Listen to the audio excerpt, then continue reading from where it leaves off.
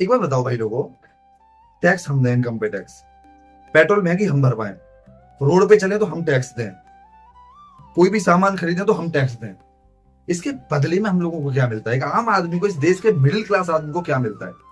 वो middle class आदमी तो 45 डिग्री की इतनी गर्मी में रोड पे खड़ा होकर अपनी कारखानों में, कंपनीज में खड़ा होकर इतनी मेहनत करता है, पसीना बहाता है, और फिर वो टैक्स भरता है इतने।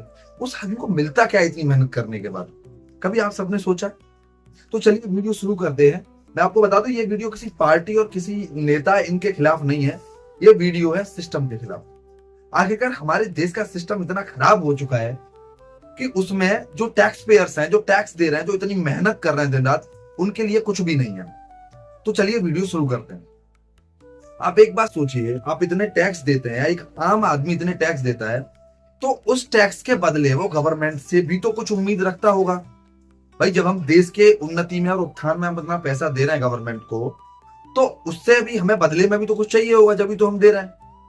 अब इसके बदले में मिलता क्या है? मैं बता रहा हूं, आपके टैक्स के बदले में मिलती है नेताजी के काफिलों के लिए 20 गाड़ियां आगे, 20 गाड़ियां पीछे। नेताओं को मिलती है Z+ सिक्योरिटी। नेताओं को मिलते हैं बड़े बड़े अच्छे एनडीए से निकले हुए पढ़े पढ़े अच्छे बच्चे, जो उनकी सिक्योरिटी में, उनकी सेफ्टी में उनके साथ खड़े होते हैं। आपके पैसे से ये सब मिलता है। एक आम आदमी देता है इतना पैसा गवर्नमेंट को टैक्स के लिए, टैक्स के रूप में, ताकि उसके बच्चों को फ्री में एजुकेशन मिल सके, अच्छी क्वालिटी की एजुकेशन।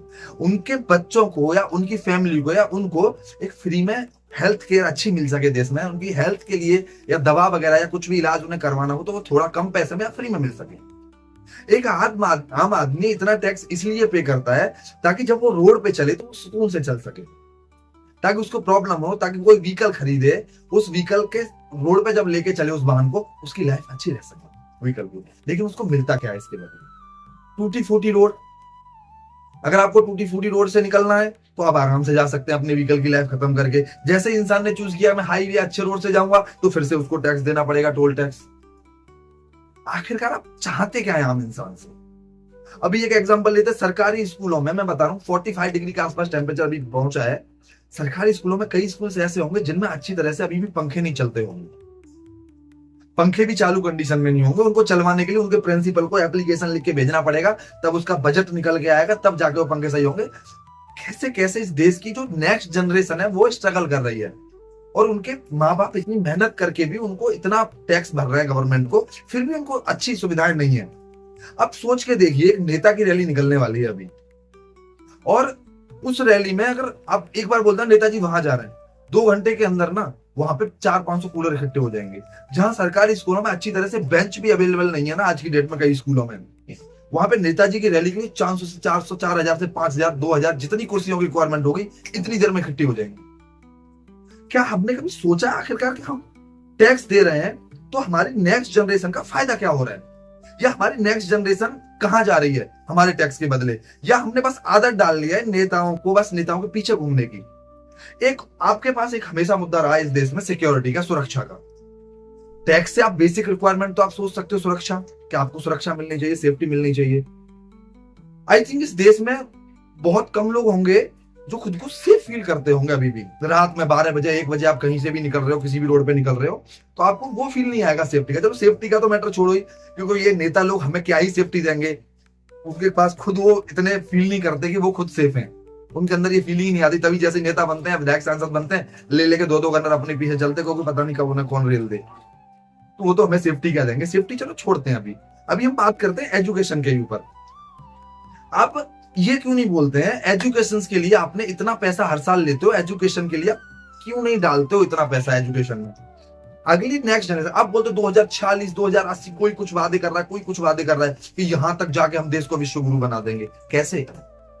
अब आगे आने वाली जनरेशन के लिए आपके पास फ्यूचर है नहीं, उनके लिए आपके पास जॉब्स है नहीं, उनके लिए आपके पास सिस्टम पूरा है नहीं तैयार, कि जब आज इतनी आपके पास जनसंख्या है, इतनी पावर है, इतना अच्छा माइंड है इस भारत के अंदर, आप उसको अभी यूटिलाइज नहीं कर पा रहे हो, तो आप कैसे खुद को सोच सकते हो कि हम विश्वगुरु बन जाएंगे तब जाके?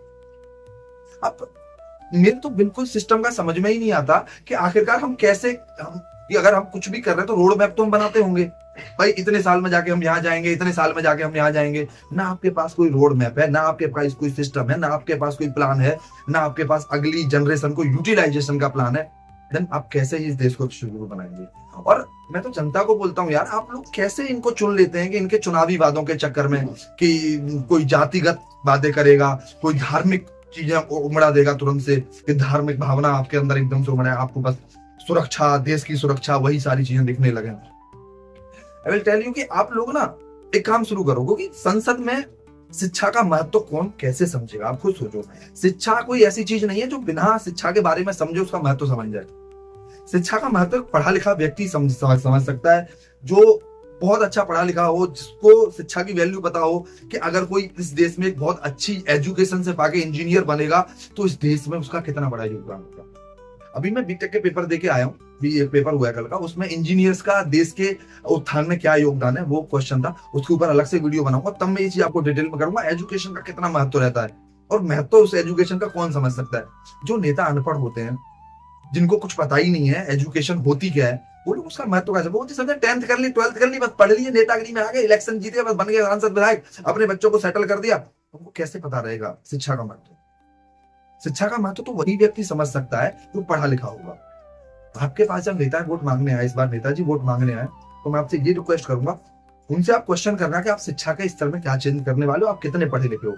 अगर कोई पढ़ा लिखा आपके सामने प्रत्याशी नहीं खड़ा है, मैं आप सबसे यही रिक्वेस्ट करूंगा, खुद से मिलकर सब लोग खड़ा करो पढ़ा लिखा प्रत्याशी, उसको वोट दो, उसको जिताओ और संसद में बिठाओ। आज नहीं, कल नहीं, 10 साल नहीं, 15 साल नहीं, 20 साल में आप संसद में पढ़े लिखे लोग आपके इतने बैठ जाएंगे कि जो आपके इस देश के भविष्य के लिए और देश को विश्व गुरु बनाने के लिए जो हमने 20-30 साल का टारगेट ले रखा है, वो टारगेट ना एक बार हमने सेटल कर लिया ना, एजुकेशन का सिस्टम अपने देश के अंदर, जो टैक्स दे रहा है वो टैक्स का पैसा अगर अच्छी तरह से, मैं बता रहा हूँ कुछ भी नहीं करना है, टैक्स का पैसा एक सही दिशा में और अच्छी तरह से यूटिलाइज हो गया ना, 20 से 25 साल में इस देश को विश्व गुरु बनने से कोई नहीं रोक पाएगा। क्योंकि मेरा बिलीव है इस देश में जो युवा है ना, जो माइंड है ना, इस माइंड के बराबर दुनिया में कहीं पे भी कोई माइंड नहीं है। अगर इसको यूटिलाइज किया जाए ना, इस देश के युवा का माइंड, तो देश 15 से 20 साल में इतना आगे निकल जाएगा ना, क्या चाइना, क्या अमेरिका, कोई भी सामने नहीं दिखेगा इंडिया के।